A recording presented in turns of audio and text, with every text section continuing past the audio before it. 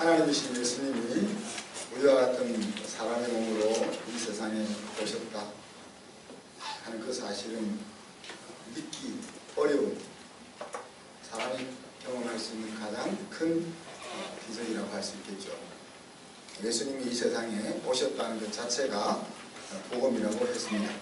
바로 죄와 허물로 망가진 모든 것이 자기 자리를 찾을 수 있게 되는 그 길을 열어주셨기 때문입니다. 우리는 우리를 위해, 우리를 대신하여 십자가에 죽어주신 예수님의 보혈로 우리의 상한 마음이 싸매어졌다 했습니다. 우리를 억누르고 있는 모든 종류의 억압으로부터 자유케 해주셨다 그랬습니다. 우리의 영혼에 드리워진 어두움을 몰아내고 빛 가운데 나아갈 수 있도록 이끌어 주셨습니다. 예수가 그리스도라는 사실은 그런데 가난한 마음이 있는 사람에게만 들려진다고 했습니다. 그래서 우리가 살아야 할 이유를 주신 예수님과 날마다 함께 동행할 때 우리는 환경을 뛰어넘을 수 있는 샬롬을 맛보게 된다 그랬습니다. 지금 여러분의 마음은 샬롬이세요? 한 해를 마무리하면서 오늘은 임마누엘로 함께 하시는 하나님이 세상 속에 살고 있는 성도들에게 하신 말씀을 같이 들어보고자 합니다. PPT 한번 보여주실래요? 잔정이가 그린 저의 모습입니다. 배우시세요. 멋있게 되셨어요. 상당히 재주가 있는 것 같아요. 자, 뾰족한 머리, 여러분 제 머리가 이렇게 뾰족하다는 거 보시죠? 제 머리를 다 깎으면 가운데가 스님처럼 뾰족하게 이렇게 튀어나옵니다. 그리고 제가 눈은 좋은데 노안이기 때문에 안경을 이렇게 다니죠. 그리고 제가 눈이 크지는 않지만 눈이 총기가 있으니까 동그랗게 생기는 이빨 22개가 다 보이는 그런 모습, 그리고 당당하게 서 있는 자신만만한 모습, 아주 저랑 1시간 수업을 했는데 잘 보고 그린 것 같아요.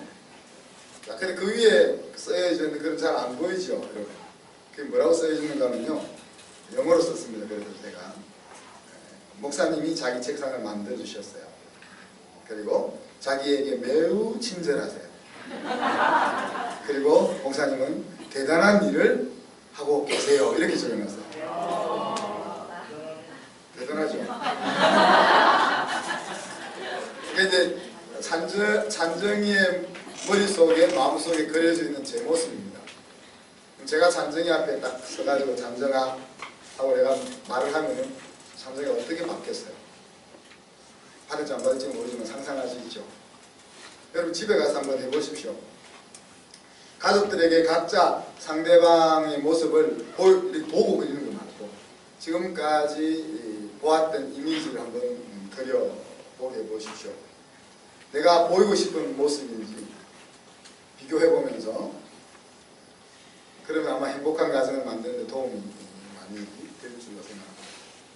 자, 제가 이 그림을 보여드릴 이유는 오늘 예수님이 라오디게아 교회 성도들에게 어떤 모습으로 등장하는지 하는 겁니다. 라오디게아 성도들이 그린 예수님의 모습은 아니죠. 예수님이 그려준 자기의 모습입니다. 그러니까 이 모습은 성도들에게 지금 내가 어떤 말을 하고 싶다 하는 것을 알려주는 모양이기도 하죠. 예수님의 모습은 아멘이시오, 충성되고 참된 정인이시오, 창조의 근본이신 이가 가라사대, 그렇게 자기를 소개하고 있습니다. 그러니까 예수님은 이 라오디게아 성도들에게 나는 진실로 너희들이 믿을 만한 존재야. 그리고 하나님 아버지께 받은 내 양떼들을 내가 잃어버리지 않기 위해서 목숨을 버리면서 지켜내는, 내 자리를 지켜내는 그런 존재야. 그리고 이 세상 모든 것이 이 땅에 존재하게 한 모든 것 위에 있는 존재가 바로 나다. 이렇게 예수님이 자기의 그림을 그리고 있는 겁니다. 자, 이런 이야기를 딱 모습을 보면은 야, 무엇인가 중요한 것을 요청하시겠구나 하는 것이 느껴지잖아요. 그죠? 네. 그 내용이 뭡니까? 우리가 잘 아는 바로 사지도 더욱지도 아니한 행위에 대해서 심한 책망을 하시는 겁니다. 네. 그렇지 않으면 입에서 토하여버릴 것이다. 이렇게 말하죠. 이 말을 듣는 성도들의 가슴은 섬뜩했을 것입니다. 우리 남의 이야기니까 웃으면서 듣고 있지만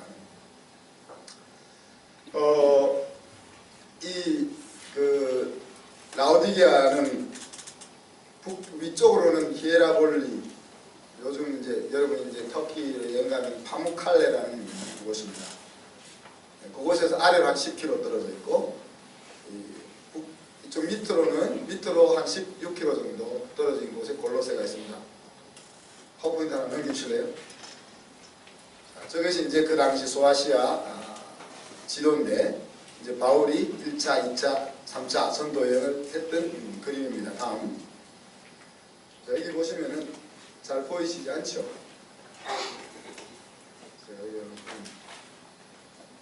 여기가 에베소입니다. 여기 에베소고, 그 다음에 여기가 어디입니까? 여기가 안디오키아, 여기가 라오디게아입니다.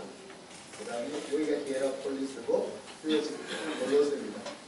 그리고 여기가 데살로니가고, 저 위에가 필라델피아, 사대, 여기 뭡니까? 서마나, 여기가 에베소. 그렇게 되어 있어요. 여기 큰 길들이 나 있는 거 보이죠? 큰 길들이 나 있는 것이 보입니다. 지금 이 지도를 제가 보여드리는 이유는 라오디게아가 여기인데, 요 위에 히에라폴리스에서 여기 이제 히에라폴리스는 바무칼레라고 그랬죠. 여기서 일로 내려오는 길이거든요. 내려오는 길이고, 근데 여기서는 원천이 유명한 곳이니까 뜨거운 물이 일로 흘러내려옵니다.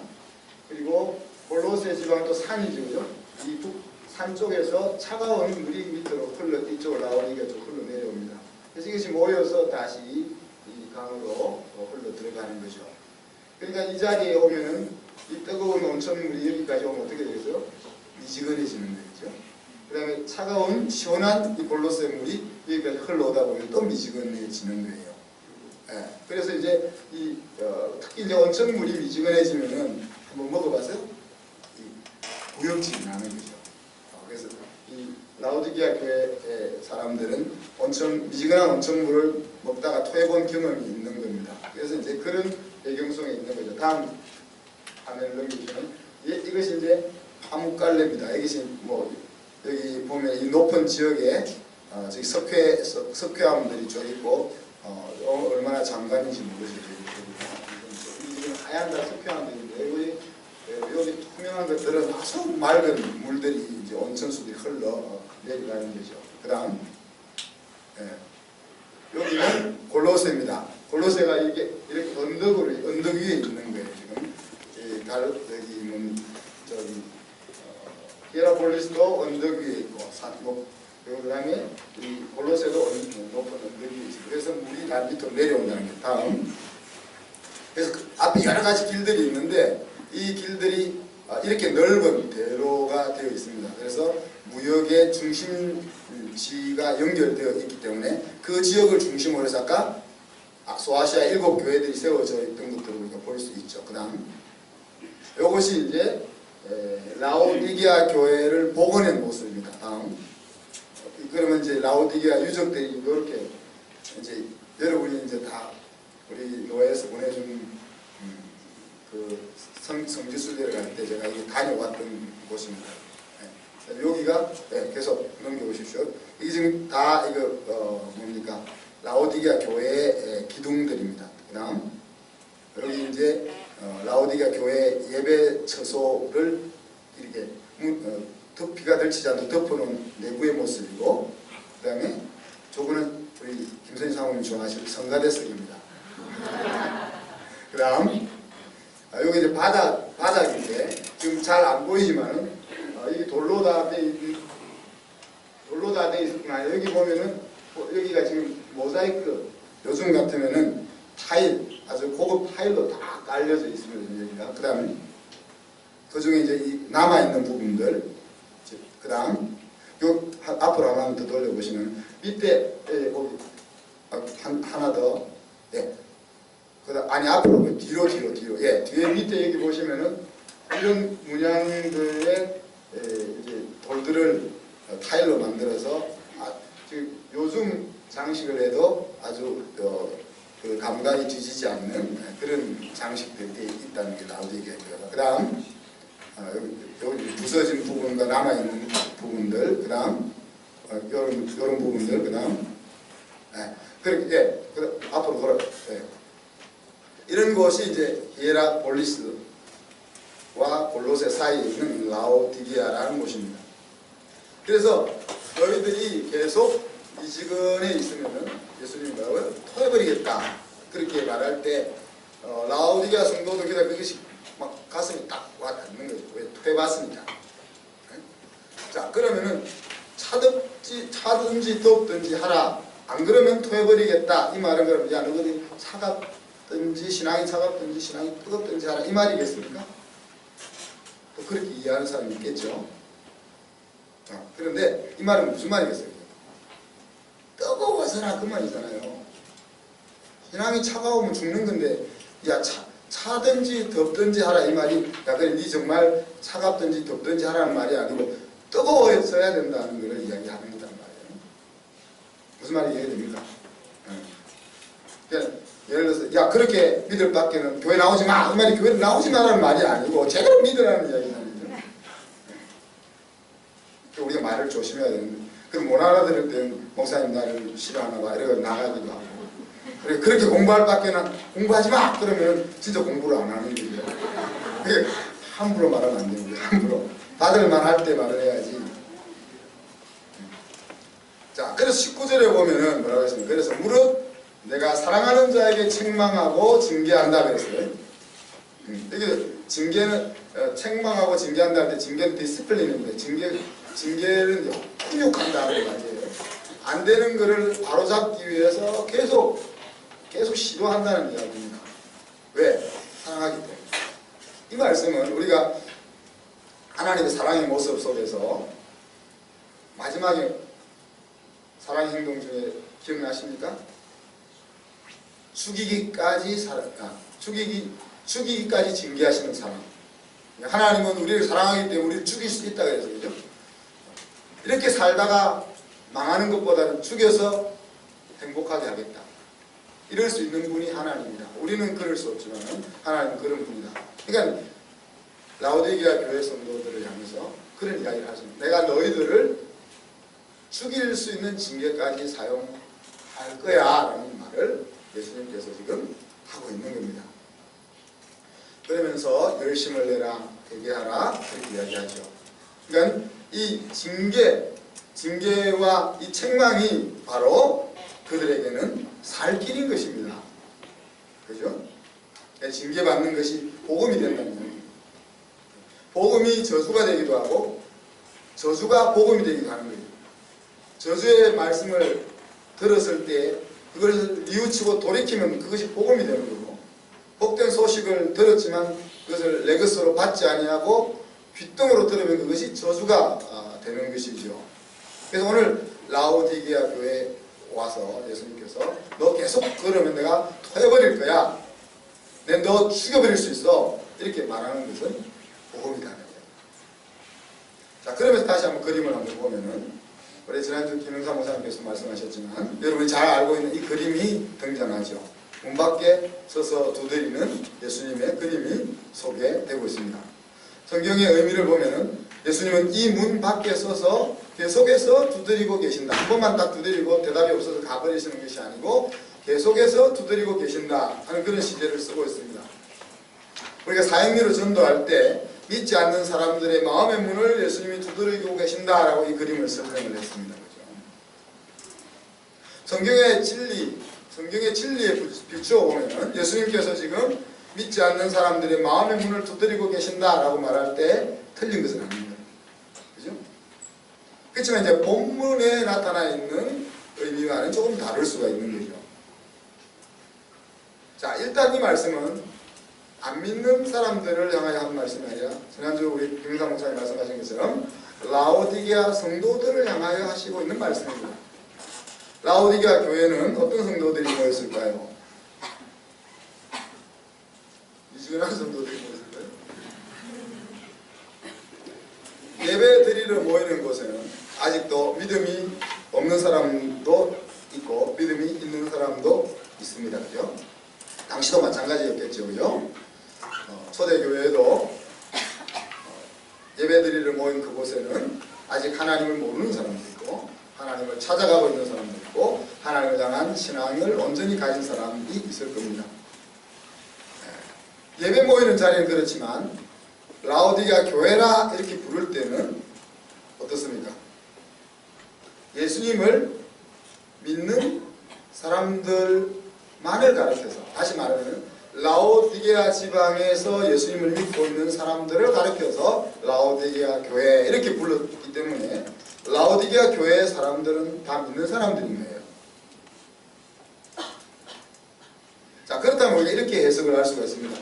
교회의 머리로서 교회를 보살피는 예수님께서 믿으면서도 예수님과 함께 하지 않는 성도들의 마음의 문을 두드리고 계신다. 그렇게 이제 우리가 생각할 수 있겠죠. 그죠? 자, 근데 여기서 문이라고 할 때는 이제 지금 바깥 저기 대문을 지금 저 그림처럼 대문을 표현할 때도 이 단어를 썼고 또 방 안에 들어가서 방문을 방 안에 있는 문을 설명할 때도 이 단어를 썼습니다. 그래서 이어지는 말씀이 누구든지 내 음성을 듣고 문을 열면 내가 그에게로 들어가 그로 더불어 먹고 그는 나로 더불어 먹으리라 그렇게 말씀하셨죠. 문맥으로 보면 예수님께서 마음을 열면은 예수님께서 그 사람의 방에 들어가서 그 사람이 차려놓은 식탁에 앉아서 함께 식사하시겠다라는 의미가 됩니다. 그렇죠? 자, 여기서 이제 또 사용된 식사, 밀이라는 것은 그냥 보통 밥을 말하는 게 아니고 주로 날의 끝에 먹는 식사를 의미합니다. 이게 다르게 얘기하면 종말적 식사. 다르게 예수 그리스도가 우리를 위해서 마지막에 준비해 주실 그 예수 그리스도의 연회에서 먹는 그 식탁, 그걸 의미하는 거예요. 또 이제 다른 의미는 그냥 보통 밥 먹는 거 말고 우리가 정찬이라고 말하는 디너라고 이야기할 때 예를 들어서 잘 차려서 먹는 그 식사를 할 때도 이 말을 썼고 또 시편 23편에 나와 있는 것처럼 우리가 같이 그래서 보기 싫은 사람하고 같이 밥 먹지 않잖아요. 때로는 집에서 원수랑 같이 밥을 먹기도 하지만 진짜 원수랑 밥을 안 먹잖아요. 그래서 같이 식탁에 앉아서 밥을 먹는다는 것은 야, 나 너 좋아해. 넌 내 편이야. 내가 너를 보호할 거야. 특히 시편 23편의 그림에 나와 있는 식탁은 딱 그 베두인 족장의 식탁이니까 그죠? 그 텐트 속에 차린 식탁에서 족장과 함께 앉아서 밥을 먹고 있으면은 바깥에 있는 사람은 절대 건드릴 수 없다는 이미지가 딱 들어오는 거거든요. 왜? 저 족장이 저 두목이 야 쟤를 인정하고 있으니까 쟤를 잡아가려면 저 두목 가서 한판 붙어야 돼. 이런 그림이 딱 그려진다는 이야기예요. 예, 그렇게 그냥 단순히 밥 먹는 자리가 아니고 저 식탁은 그 사람에 의해서 대단히 호의를 받고 있는 그런 것을 의미하는 식탁을 이야기할 때 이 미인이 쓰였다는 이야기입니다. 그렇기 때문에 나의 식탁에 예수님이 함께 한다 이렇게 말하면은 상당히 이 말이 좀 안 맞아요. 그죠? 이게 오늘 읽었던 이 본문이 뚝뚝뚝 다 끊겨버린다는 이야기입니다. 자, 그러면 라오디게아 교회 하신 말씀을 전체 맥락에서 다시 한번 살펴봅시다. 예수님이 찾아오셨습니다. 그리고 그들의 미지근한 신앙을 야단치십니다. 야단치시면서 야 돌이키지 않으면 내가 죽여버릴 거야. 그렇게 책망을 하십니다. 그리고는 네가 돌이키려면 이렇게 해야 돼 라고 돌아갈 수 있는 길을 구체적으로 가르쳐 주십니다. 그리고 나서는 문을 두드리고 있으니까 문을 열어라 그렇게 요청하는 거죠. 네. 그리고 이제 끝에 가니까 네가 문을 열면 네가 당면한 그 미지근 그러니까 네가 이기는 자에게 내 보좌에 함께 줄 것을 약속하신다는 말은 뭡니까? 너가 당면한 이 미지근한 신앙의 분위기, 온 도시가 다 미지근한 신앙의 분위기 속에 휩싸여 있는데 그 신앙의 분위기를 극복하고 뜨거운 믿음을 회복하면은 너는 나와 함께 보좌를 다스리는 권세를 줄 거야. 이렇게 맥락이 흘러간다는 이야기입니다. 자, 그래서 여기서 마음의 문을 두드리고 계시다 이렇게 설명하면 앞, 뒤 내용과 연관이 없이 뚝뚝 세 바닥을 끊긴다는 이야기예요. 자, 그래서 앞에서 이야기한 것처럼 성경 전체의 맥락에 의하면은 예수님께서 우리가 스스로 마음문을 열기를 기다리고 계신다. 맞는 거죠? 근데 본문을 그렇게 말하면 무리가 있다는 거예요. 자, 그러면 다른 해석의 여지는 뭘까? 처음 듣는 내용이니까 여러분 귀담아 들으십시오. 목사님 영태이로 하는 건지. 자, 이 문 앞에 서 있다 하는 것은 비유적으로는 가까운 곳에 있다 하는 것을 문학적으로 표현하기도 한다는 거예요.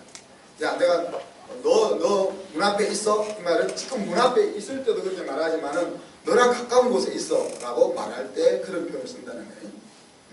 또 한 가지는 기회가 있다 하는 것을 나타내는 은유적인 표현으로 문을 내가 너에게 그러니까 열린 문을 두노라 할 때 열면 닫을 자가 없고 닫으면 열 자가 없다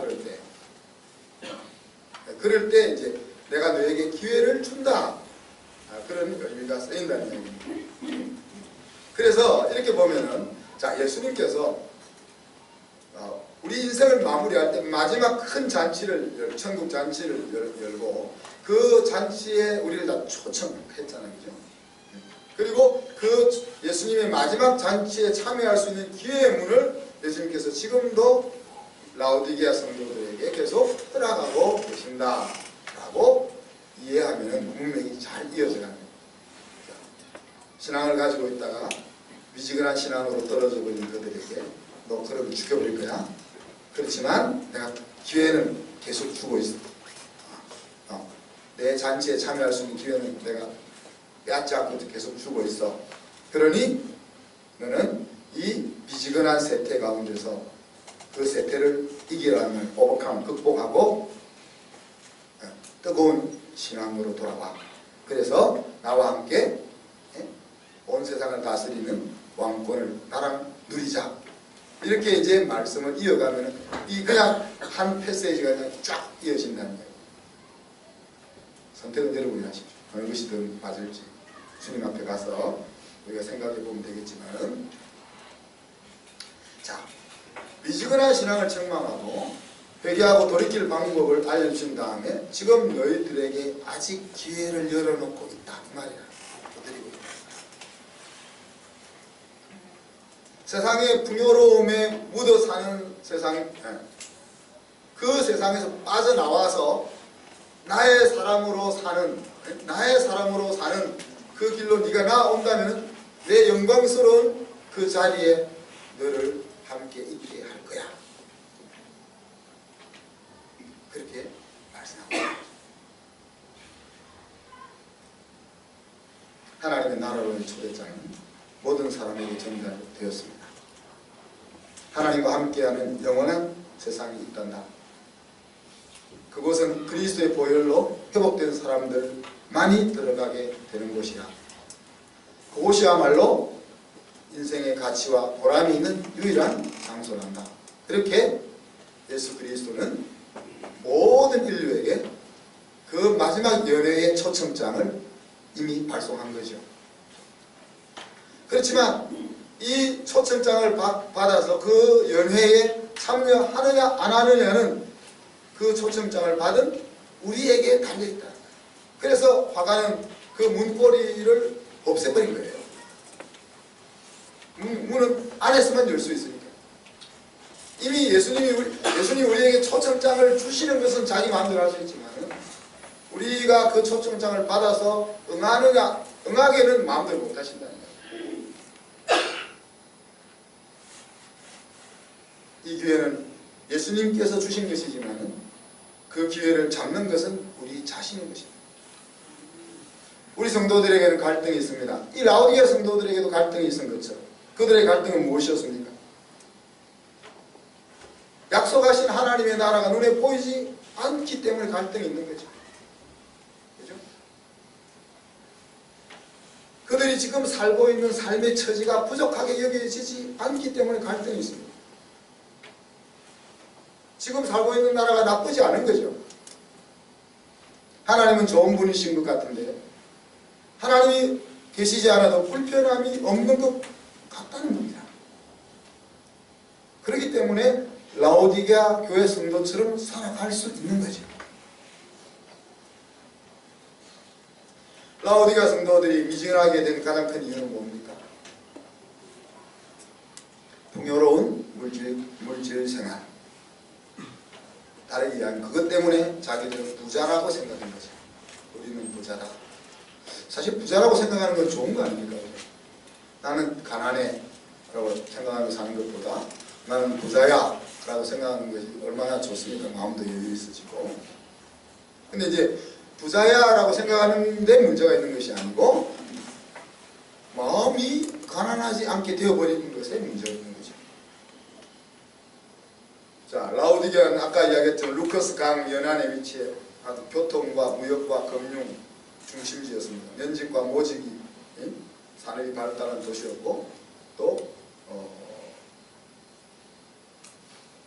안약, 특히 이제 연고로 이렇게 만드는 안약이 유명한 곳으로 안약 제조하는 공장이 그곳에 있었다고 합니다.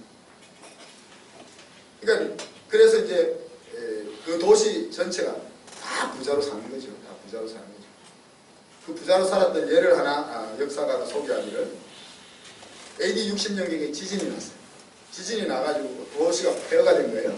그래서 로마 나라에서 도시를 재건하기 위해서 우리가 지원해 줄게 그럴 때 이 라오디게아 도시 사람들이 더 필요 없어요. 우리가 가지고 있는 돈으로 다 할 수 있어요. 라고 할 정도로 탄탄한 부자 도시였다는 거예요.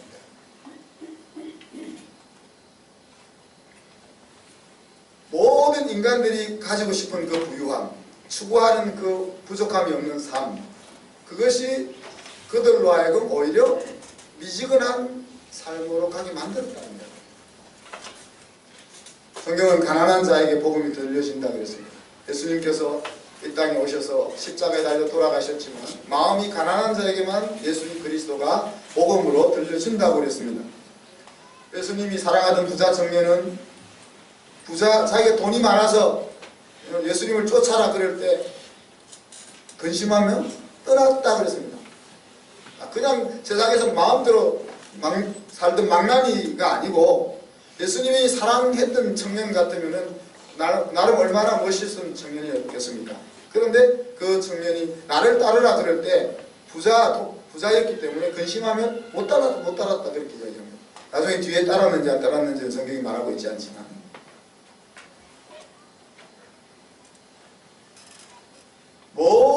모든이라고 말하기는 그렇고 대다수의 사람들이 이 풍요를 찾지만은 사실 풍요로움이 복인 경우가 적습니다.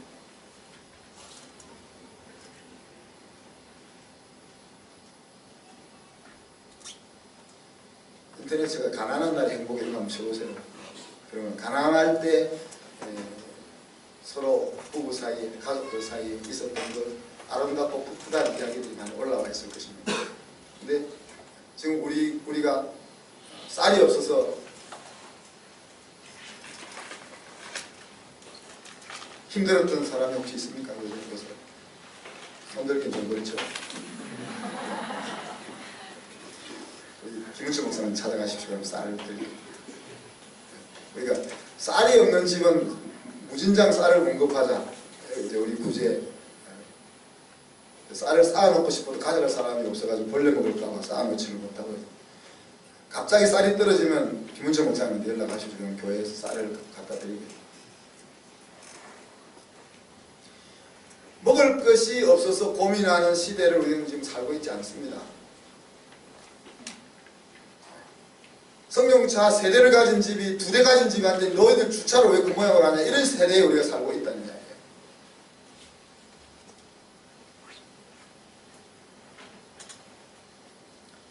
정말 해피 석세스면 얼마나 좋겠어요. 우리의 마음을 행복하게 해주고 우리의 인생을 풍요롭게 해주는 그런 부유함이면 얼마나 좋겠습니까?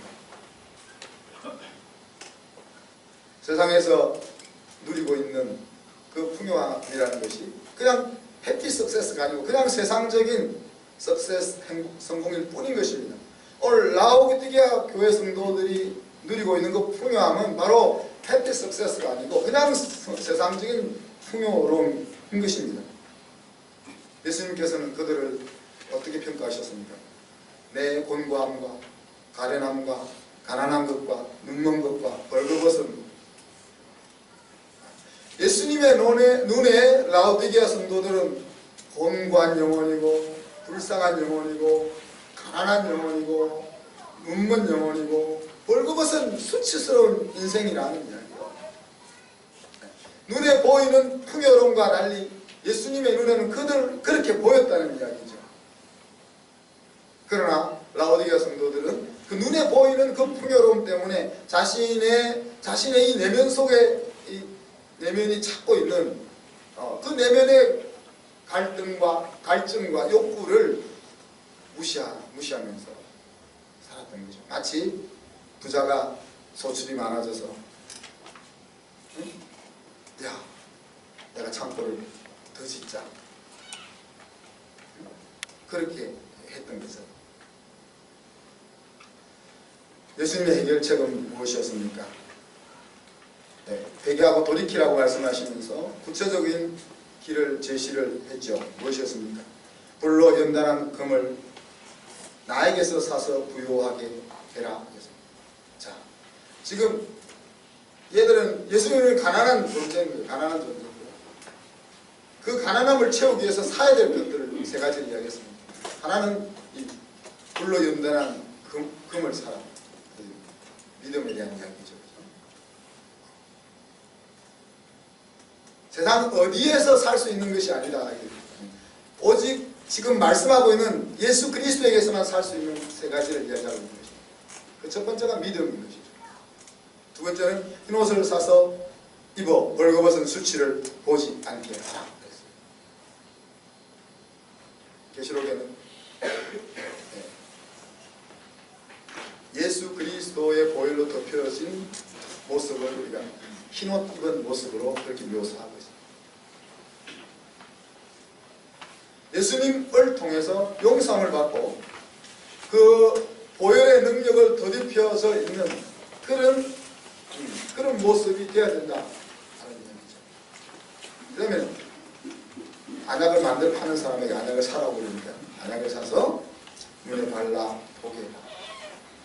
영원한 것을 볼 수 없는 그 눈, 그러면 성령으로 그 눈이 떠여져서 영원히 없어지지 않을 것을 보아라 하는 이야기죠. 그 세 가지가 바로 이 미지근함으로 토해져 버릴 위기에 놓여있는 그들이 살 길이라는 거예요. 근데 이 세 가지는, 이 살 길은 다 어디에게서 나오는 거예요? 예수 그리스도에게서 나온다. 말씀을 마무리합니다. 임마누엘로 이 땅에 오신 예수님. 그렇지만 많은 사람들이, 심지어 성도들이 세상의 마음을 빼앗기고 눈이 멀어서 영원한 가치가 느껴지지 않는 그 세상 속에 같이 살고 있는 것입니다. 그렇지만 예수님께서는 라오디게아 교회 성도들에게 기회를 계속해서 주신 것처럼 우리에게도 계속해서 기회를 주고 계십니다. 자, 그렇지만 라오디게아 성도들은 이 기회를 붙잡지 않았어요. 그는 찬란하고 풍요로웠던 삶을 살다 죽은 이들로만 기억되는 것입니다. 지금 라오디게아 교회는 교회가 없습니다.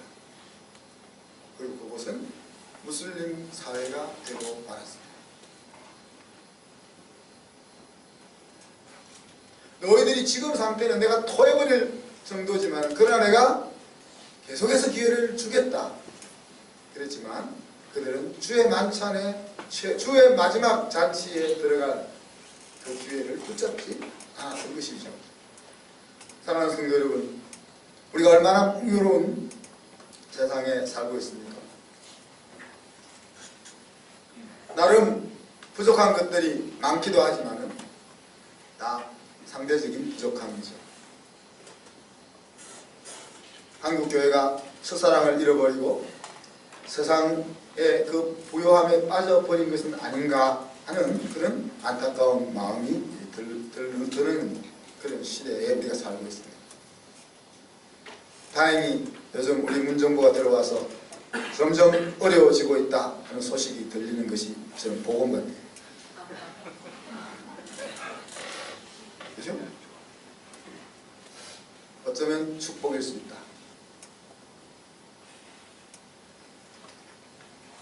5.18 광주 운동이 일어났을 때 저는 대학생이었습니다. 그 때문에 우리가 그 지리산으로 여행 가려고 했던 걸 취소할 수밖에 없었는데, 그때 이제 우리 대학생 선교회 그 광주 지부에 있던 보고를 우리가 좀 들었었는데요. 사회가 얼마나 혼란한 때였습니까? 그런데 교회마다 미어 터졌다는